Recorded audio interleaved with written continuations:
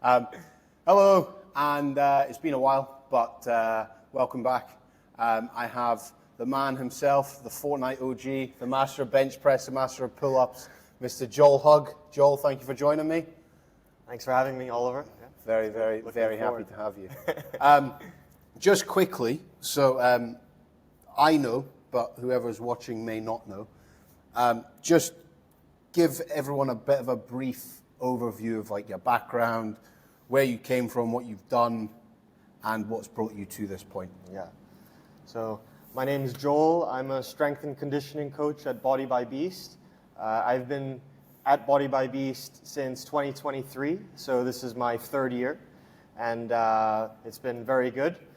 And then before that, so I from my background, right? So I grew up in Hong Kong. I was born in Tokyo, but most of my childhood was in Hong Kong, and then until I was 15, and then I did 3 years of boarding school in the U.S. as well as my college, my studies. I did 4 years in Minnesota, and then through while I was in the U.S., I played college tennis, high-level college tennis. We were Division III, but we were ranked top 10, so it was fairly competitive.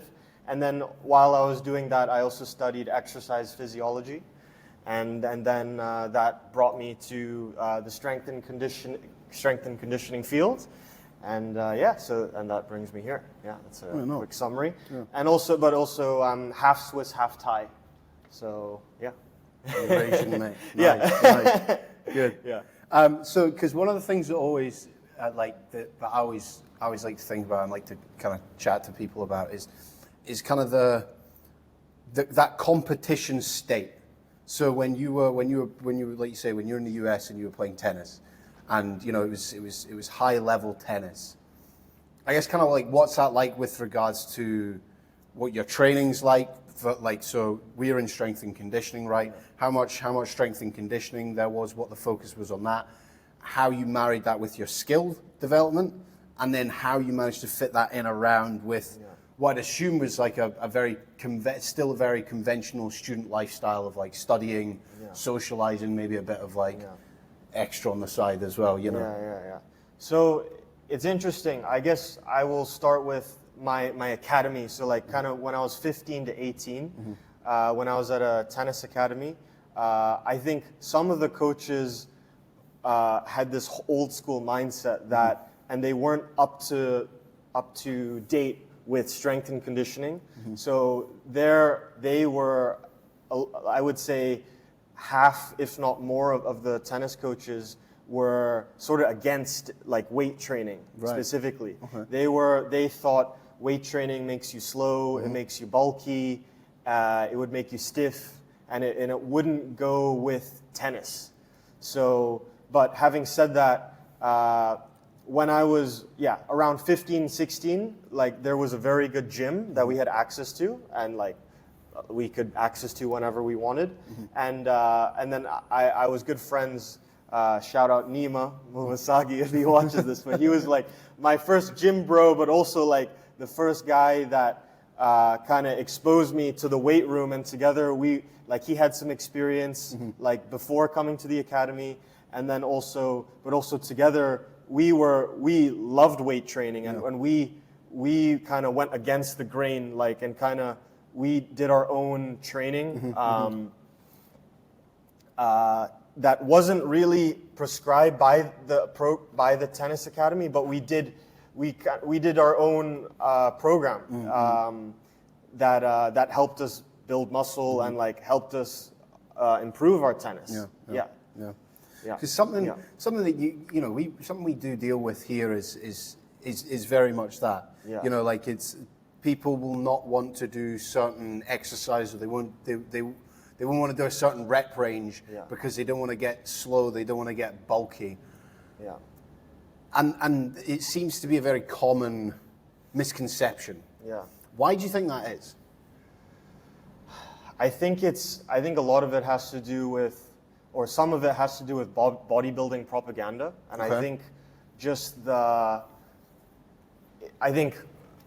so for the tennis coaches that I was working with, they grew up in the 80s, like 70s, 80s, 90s, and around that time was when bodybuilding started to boom. Right. And I think it's just bodybuilding has sort of blurred the lines. I think it's gotten better over the years, but I think it's blurred the lines around like strength and conditioning and weight training.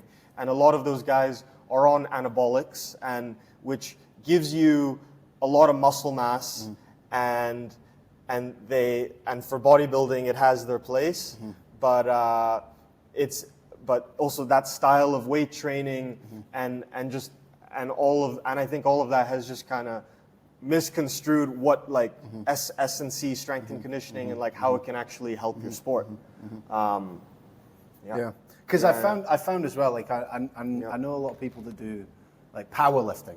Yeah. And you know, you've got your three mains: your bench press, your deadlift, and your back squat. Yeah. Those are like the three main indicators of kind of powerlifting, and it has its use. You know, for kind of I like to use it with clients to kind of see how far they are when it comes to kind of their absolute strength across that board. But from my experience, kind of playing rugby and what have you, it tended to be that perception of people being slow and people being stiff came a little bit from the powerlifting side of it, where it was, you know, everybody's doing deadlift, squat and bench press, and it's like, it's got its place, but there's no work on the kind of on the speed, there's no work on the plyometrics or any agility. It's all just heavy reps, grinding it out, you know. And I know a couple of powerlifters, and they're probably the least flexible people I know, because it's like they that's all they train. They go through that range of motion, and that's the only range of motion. Whereas, like, you know, in tennis or in rugby, it's like you have to go through. It's very dynamic movements you need to go through. So, you know, your program doesn't have to be super specific, but it needs to incorporate more than just your conventional barbell exercises, you know. And I think maybe sometimes, similar to what you were saying with the whole bodybuilding thing, there maybe is an element where people think of like, strength training is just a bunch, like you're chucking a bunch of barbells around. It's like, no, you can do like a heap of different things, whether you're doing like slams or, you know, we worked on cleans a couple of weeks back, doing kind of bounds. I see you doing bounds with all the kids that you work with. Like different things like that is encapsulated strength and conditioning as well, but I don't think everybody sees that. Do you know what I mean? And then another thing to add on to is just like when I think back let's say 20 to 40 years ago, a lot of people just played their sport and that was enough. They were very skilled at their sport, and their coaches just said, just play heaps and heaps of your sport and you're gonna be good. And they did maybe a little, like for tennis, a lot of it is just on-court drills where you're running and doing some footwork drills and a lot of footwork, a lot of maybe some sprints here and there, shuttle runs. But apart from that, like there was no information on weight training and how that could transfer to being a better athlete and helping you in your sport. And so we work with a variety of different clients here, right? From kind of kids to older women, people who are fairly active, people who aren't particularly active. With that, what would you say is probably the most common challenge that you come across with amongst all the clients? Most common challenge. You can break it up. You can break it up if you need to. Okay. Most common challenge. Let me think. Well, let's split it up. Let's split it up. You would say kids. The biggest challenge that you come across when working with some of the kids. I think for kids it's focus. I think staying on task and finding. So I think, you know, when you have a kid that's so young, like you have a lot of time. But some, and you know, you can add in some fun games, but the actual, like the meat and potatoes of like strength and conditioning and getting to do 2 or 3 sets of a certain exercise, like let's say like a box squat with some weights, it can be hard to just to get those fundamentals and it's not sexy. It can be kind of boring for a kid to do 10 reps of a certain It's not- exercise. But yeah. it has a lot of benefit. But it can be hard to when you have a kid that's, let's say, 10 or even 12, even like up to 14, it can be hard to just say, hey, this is what's going to help you, and we need to. It's boring, but we got to get it done. Yeah. But the focus can waver after one set. Yeah. I think that's Because a it big is. one. It's like Yeah. you use the term meat and potatoes. You're right. Yeah. It's like there are certain things that are fundamental. Yeah. Right. It's like if a kid can't, adequately like squat his body weight, then it's not a great start. But then but then it's a struggle always trying to get them engaged into doing it appropriately. But then we find like using you bring in a ball, like right, do like catch the ball or kick the ball against the wall or play, and they're far more switched onto it. And it's like, look, if we could do that all day, we would, because we know that's what you enjoy. We know, like we were kids at that age. Like the whole reason I enjoy the sports I enjoy is because I'm just a golden retriever, man. I just want to chase after a ball and like add a bunch of extra steps to it. That's what I enjoy. But it's like and so I get it for kids, but it's like, but they have to. A big thing, and it's something I always say to the parents, is like trying to get them to understand how their body moves and how their body functions requires more focus. And it probably is, you're right, it probably is the biggest challenge, is like getting that focus and then keeping them switched on. Because an hour is up for like, particularly for like young kids, like 7, 8, 9 years old, an hour can be a long time. So it's trying to break it up. Yeah, and then for adults, I think it might be. Well, I think one thing is like continuously explaining like the misinformation and the myths and because I think there are a lot of there are some that just like want to find the shortcut and want like the easy solution and. Crash diets. There isn't. Crash diet. Fasting or like keto. Or their friend tells them about this. Their friend tells them about Ozempic or something that they've tried and they've lost so much weight and they're like, oh, what are your thoughts on this? And I have to give the same answer every time. It's like, look, this is not sustainable. Like it's you just kind of continuously explaining like. The work that we do in here, yes, it's slow, but like if you adhere to it, you're consistent and you try and progress at the basics, you try and get a little stronger, add a little more weight, a few more reps, like you will get the results. It's going to take some time, but you're going to get there. And it's not sexy, but like they don't like to hear it, or they want that instant. They want that instant solution. It doesn't exist. No. Unless you're taking a crash diet or anabolic drug or something. Some form of substance to aid you. But there's a lot of side effects that come along with these drugs. I think for me, part of it is like trying to show them that it's not like the work has to continue outside of the gym. Like it has to continue outside. So like, the three things we always talk about is like getting enough sleep. Like 7 to 8 hours. You might not always get that. I sometimes get 6. Sometimes we get some early starts. We have to be up early, so I'm sometimes rocking 6 hours of sleep. But like I'm not doing that all the time. So I'm 7 to 8 hours of sleep a night. Managing your calories and your protein intake, having a grasp on that, managing what you're eating, and then managing like whether it's your steps or your training load, like things like that. Like there's sometimes a perception of like, if I come in here like 2, 3, maybe 4 times a week, then that's all the work done, and then I can kind of go away and do whatever it is that I'm going to do. And it's like, okay, you've made that small change, and that small change will take you so far.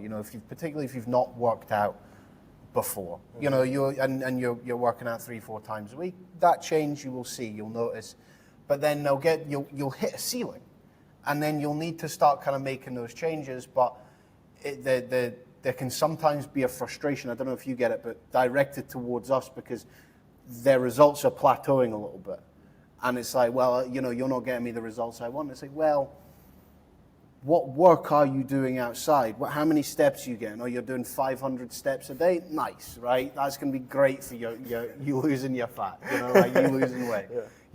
Oh yeah, you're eating like 5 meals a day plus snacks. Okay, I mean, I'm being like a bit hyperbolic here, but it's like, okay, so you're not managing your eating.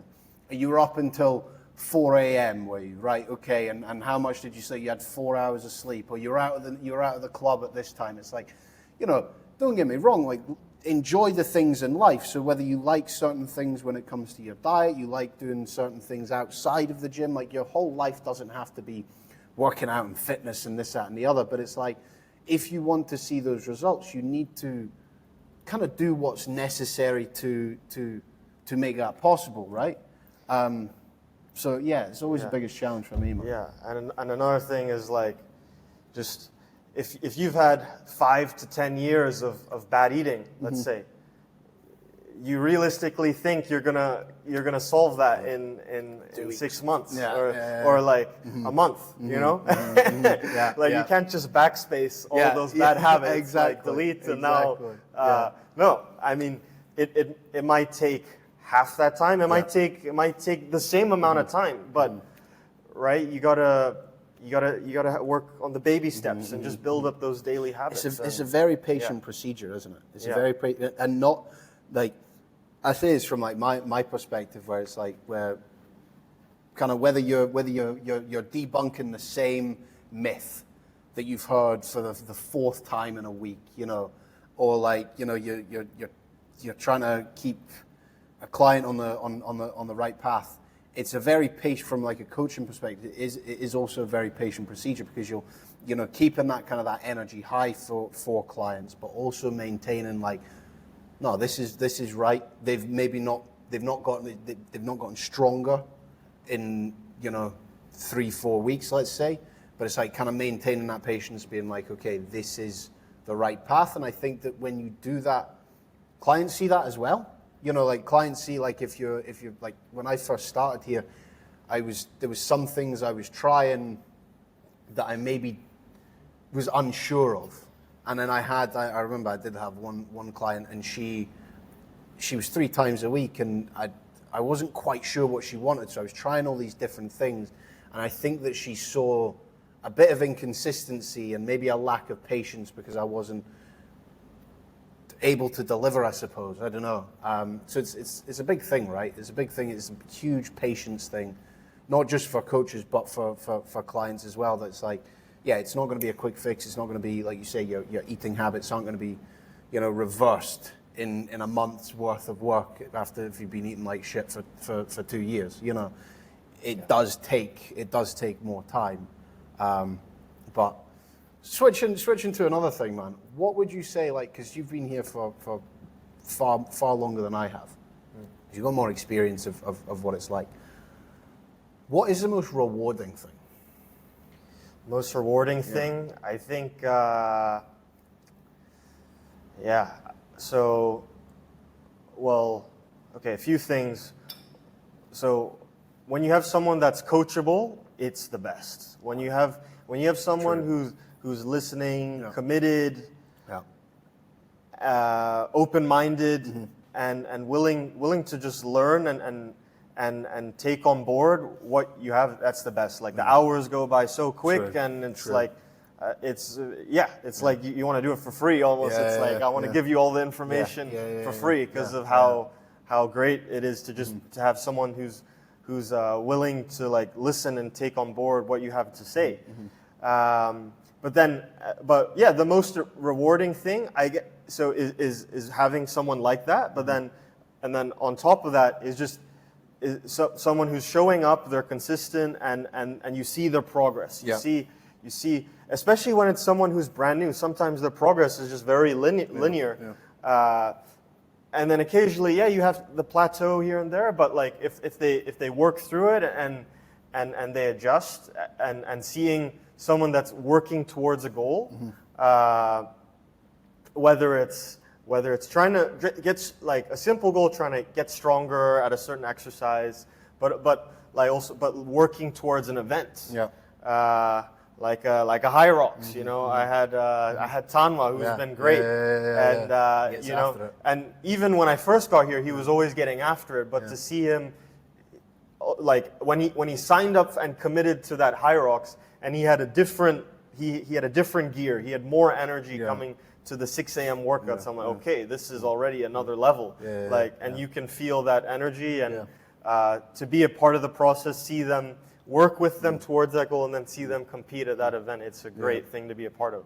That was cool, man. Because seeing like just the pictures and the videos and things like that, and like I'd be here every so often with my 6 a.m. And kind of seeing, almost being like an outsider looking in, and seeing the work that you kind of put in, and the kind of the dedication that you put towards that. And then seeing like the fact that you went on the Saturday to watch him and support him, that's cool, man. Yeah, that's cool. Like it's something like because then you've been with him from the start, and now it's like you were there with him for the finish as well. You know, so I can imagine like at the time you'd be super stoked. Yeah, seeing him kind of doing it. It's great. It's a great feeling. I even get like a bit of goosebumps just talking about it. It's you build that relationship, and you just. And you've seen the work they put in, like, and how hard they work just to get there, and even and there's always going to be some obstacles. Like he became like Tanwa became a father, and his sleep was like up and down, like you know, sleeping 3 hours with a new baby, you know, and you're still showing up, putting in the reps, and it's great to be a part of. And it makes me think, damn, like. I also need to get my shit together. It motivates me to work harder. No, you're right. I don't have as much responsibility as you, so like I better show up and put in the reps as well for myself. So, I have it like, so when I worked in the UK, I'd do like a bunch of different stuff, and one of them was like I was a mountain bike instructor, and sometimes you'd get kids coming to like these sports camps who didn't know how to ride bikes, right? And the parents have dropped them off with a bike, no stabilizers, and you're like, right, what am I supposed to do with this then?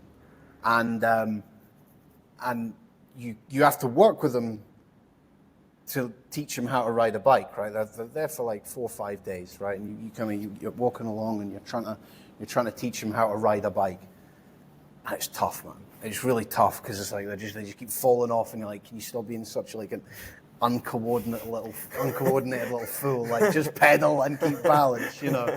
Like, that's me in my head, but it's like, this is a 6-year-old, right? But then what happens is, like, over the week it's happened where, like, they can pedal unassisted for 10 meters.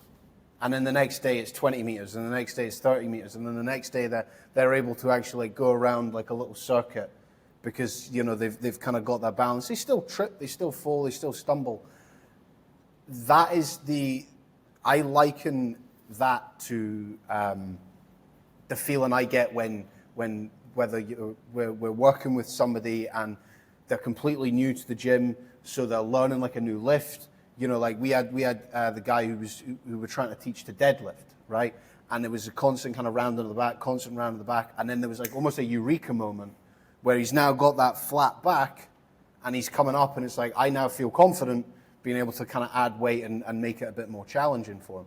So like it's really odd because like you're working with you've got an adult who's learning how to deadlift, you've got a kid who's learning how to ride a bike, but it's like playing an active role in teaching them and coaching them the ability to do it with like little pointers and kind of constant encouragement.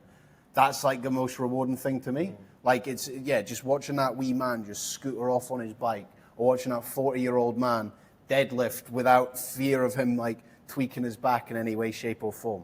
Feels good, man. Yeah. Because then it's like, it's a thing of like, I'd imagine like when you were watching Tanwa at High Rocks, I bet you were watching him do his thing, and I bet there was a thought in your mind, like, shit, I'm good at what I do. I'm well good at what I do. Because I get that. I get that sometimes. I humble myself, so I still have lots to learn. But when something good happens, I'm like, yeah, cool, right? Yeah, you know. Yeah, no, it's it's great when you just get like the positive reinforcement Yeah. and the feedback Yeah.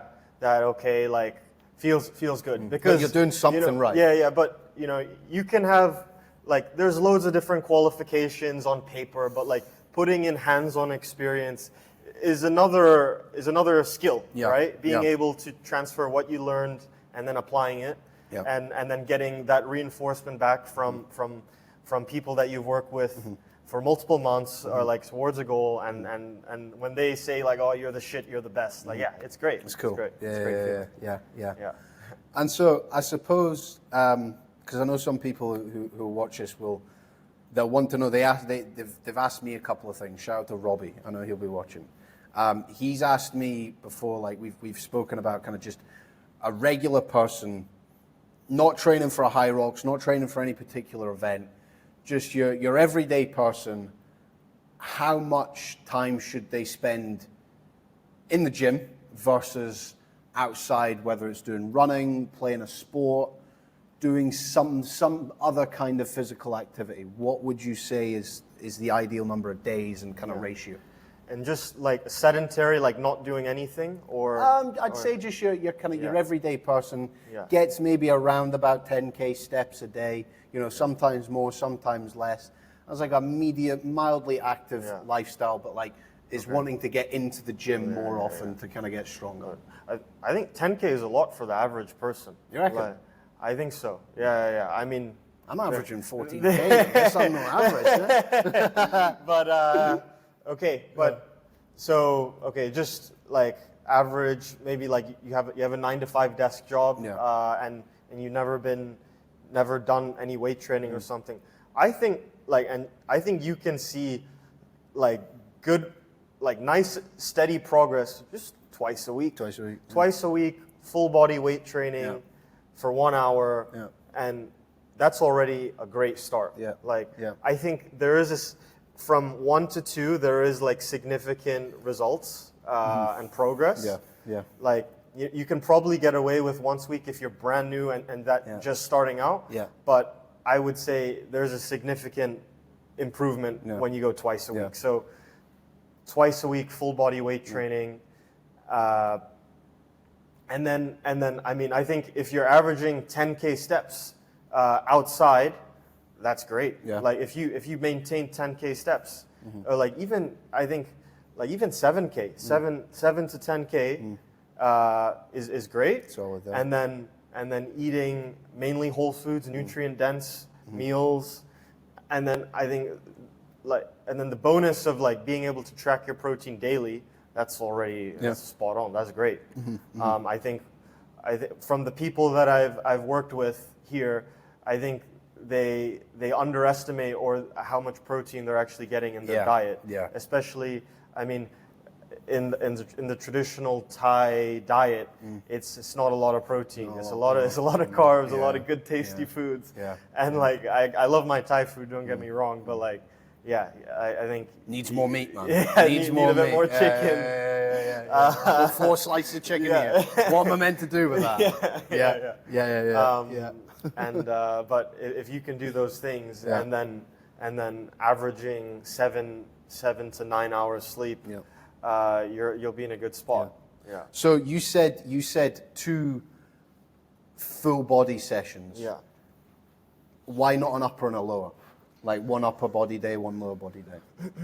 So I do think frequency is important. So I think the sweet spot is 2 to 3 times frequency per muscle.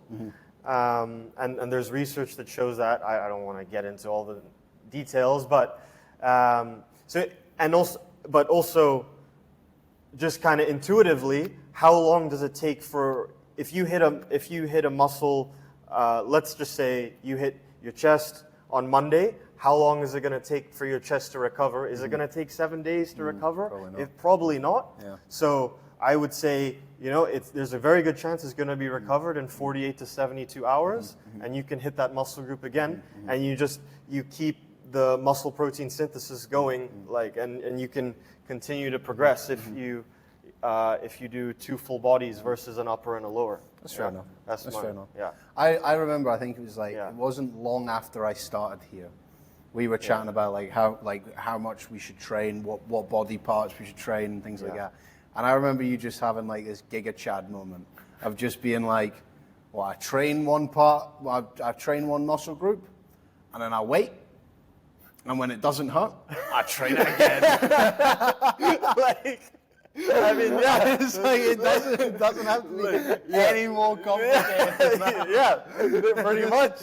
Like, I think, you know, Is your chest sore today? No, then hit it. yeah, like, Yeah, it's okay. Do something yeah, else. you know, it's so funny because I mean, I binge watch hypertrophy and like muscle building science and Yeah. stuff, and like occasionally, okay, I do learn a little bit here, a little more nuanced topic here, yeah. but at the end of the day, the basics and the pillars are exactly the same. Yeah. And yeah, it's not sexy. That's not exciting. But yeah, that muscle group, like you hit it once and you're recovered after 2 or 3 days. It's ready to go. Yeah, Go just again. go again. Try to progress. Yeah. Rinse and repeat. Yeah. But it doesn't always have to be like, it's not like, right, you hit bench press on Monday, now you're benching on Thursday as well. It's like, no, you can do different elements to hit your chest. If we're using chest as the example, we're not saying, hey, you should just be bench pressing all the time. No, it's like, use a bit of imagination, use a Google job, have a look at different variations. But yeah, that stuck with me, man. That stuck with me when I first arrived here, because it was just said so like confidently and clearly and like matter of fact, and it's like, yeah, like it's hard to disagree, man. It's hard to disagree. Yeah. Yeah. That's I think, fair enough. so many people try to look for the most optimal advanced technique to maximize their progress and like just keep it simple. Don't overcomplicate it. You can like there's unless you're doing ridiculous amounts of like sets for that muscle group, like which I wouldn't recommend. Like I think for a muscle group, if you're doing between 1 and 8 sets that are close to failure, like that's, I mean, 8 is already kind of that upper limit. Yeah. And yeah, so if you're doing 1 to 8 hard sets, there's a very good chance you're going to be recovered within 48 to 72 hours, and you can hit it again. You can hit it again. So and you keep going. Yeah. Right? And if you can get 1 more rep or a little more weight, that's great. And just keep going. Keep going. Yeah. It's funny because it's coming up to about a year since me being here. I arrived like back end of August, right? And part of the thing that I've enjoyed the most about being here is like, I remember walking through the door and being like, I know a decent amount about like strength and conditioning. I know a decent amount. And spending like 3 weeks in the company of people here, I'm like, I don't know shit. I don't know shit. So it was like super humbling to kind of just be bounced back down to earth. But then like, whether it's like when we're just having chit chats behind the desk, whether it's things like this or we're having a training session, it's like, I'm always picking up bits of knowledge here or there. Like you come in, you drop a little bit. Like I remember like one of the first things I said, I was like, man, I noticed like you bounce in, you give like mad advice about like pull-ups, how to improve your pull-ups and bench press, and then you just bounce off again. It's like, that's still the same thing. It's like, but it's like, it's not just bench press and pull-ups now. It's like, it's like sets, timings between reps. It's like managing your loads and like, and all that sort of shit. Like that I came in being totally arrogant that I knew about, and then just crashing down to earth. And so like, I do like having the opportunity to learn, because I do see yourself and others as like, you've got more experience in this field than me, right? Yeah. So it doesn't make sense for me to come in and have that sense of arrogance. It's like, no, I need to learn more. I need to pick up more, you know. So it's cool, man. It's cool, and it's like, especially having those training sessions when like I'll have like an idea of like what I'm doing, and then I'll see you doing something, and I'll be like, Right. Even if it's bench press form and I fuck it up and I knack my neck, like which happened 2 weeks ago. But I'm like there's little things I'm picking up. So it's good to have people you can learn from. In different avenues. Yeah. I mean, it's good. It's cool that you say that, and appreciate it. Time, but also, and also if everything we know about exercise science, at the end of the day, it's all guidelines. There's nothing set in stone. A lot of even the trending, like most optimal rep range and all these things, it's just a guideline. There's multiple answers to get to the same results. So it's cool. Like, I mean, I always try to be open-minded to what other people are doing and how they try and improve at certain exercises But there's multiple answers to get the same result. But it's just I think a lot of the things you see on social media, and people try to be polarizing because that sells, and dogma sells when you say, "Oh, this is shit. This is the way to do it," and I have don't do that. I have the solution. Come to me. That's how people sell their product. Yeah, their product and their knowledge. So Okay, and final question. Apart from possibly winning the Fortnite World Championships, okay, what do the next 5 years look like for you? Ooh, that's a good question. I have no idea. No? I have no idea. I do, but off the top of my head, I think I do see myself in health and fitness industry, whether it's in-person coaching, online coaching, I'm not really sure. But right now, I mean, I enjoy what I do. I would love to work with more athletes, young aspiring athletes that, let's say, they want to play college tennis. I have a lot of experience there, so maybe working with more aspiring college tennis players, or maybe even pro. But and then also and busy professionals, people that have a goal, like a Hyrox, that want to work towards a Hyrox, or just build muscle, lose some body fat, just motivated people and that wanna get to their goals. I think would love to work with them, and and I think, I mean, I love Thailand. I love Bangkok, so I think I do see myself in Thailand for the foreseeable future. Nice. But if in 5 years I had my own business and I was running my own thing as a performance coach, strength and conditioning coach, I think that would be pretty cool. Nice. So Sweet, man. Yeah. And for anybody who's interested, where can people find you on the social media? Yeah. So on right now, my socials on Instagram, Joel Hug Fit. That's the main thing, and then also just Joel Hug on Facebook. Those are my main socials right now. Yeah. Feel free to send memes. Yeah. Yeah. Okay. Thank you very much for your time, man. Yeah, that was great. That was good. Yeah. Yeah. Like, subscribe. Yeah. Do all of that. Train more, right? Yeah, train more 97. Train more all 97. 8 subscribers. Here we go. Right. I'm on the way up, mother. Yeah.